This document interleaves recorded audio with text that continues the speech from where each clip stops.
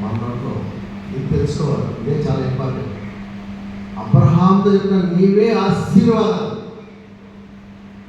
నువ్వే ఆశీర్వాదం. ఆ ఆశీర్వాదం మనకి ఎలా సంక్రమిస్తుంది అనేది ఇంపార్టెంట్. మనకి ఎలా వచ్చింది? హల్లెలూయా.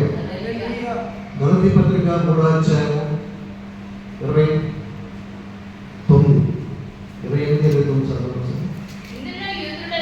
ఇందులో యూదులని గ్రీసు దేశస్థులని లేదు, దాసుడని స్వతంత్రుడని లేదు, పురుషుడని స్త్రీ అని లేదు, యేసుక్రీస్తునందు మీరందరూ ఏకముగా హల్లెలూయా. ఆమేన్. హల్లెలూయా. మీరు క్రీస్తు సంబంధులైతే, దేవుని సంబంధులు కాకుండా క్రీస్తు సంబంధులు అయితే ఇదే. హల్లెలూయా.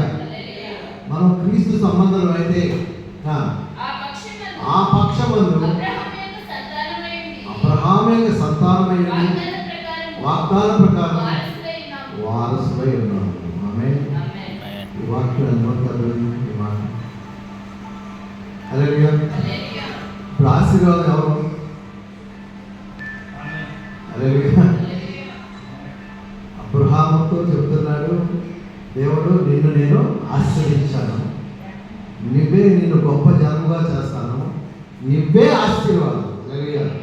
నువ్వు ఎక్కడ అడుగుపెట్టే అక్కడ ఆశీర్వాదం. దేవుడు మోషేతో చెప్పాడు, నువ్వు ఎక్కడ అడుగుపెట్టే అక్కడ ఆశీర్వాదం, నీకు తోడై ఉంటానన్నాడు.